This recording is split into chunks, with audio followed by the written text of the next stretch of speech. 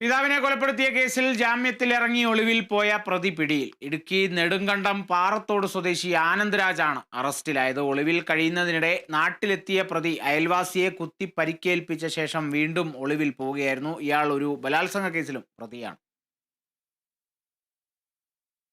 2015 പാറത്തോട് ശിങ്കാരിക്കണ്ടം സ്വദേശിയായ ആനന്ദ്രാജ് പിതാവ് കറുപ്പയെ തലയ്ക്കടിച്ച് കൊലപ്പെടുത്തിയത്. ജയിലിലായ പ്രതിക്ക് പിന്നീട് ജാമ്യം ലഭിച്ചിരുന്നു.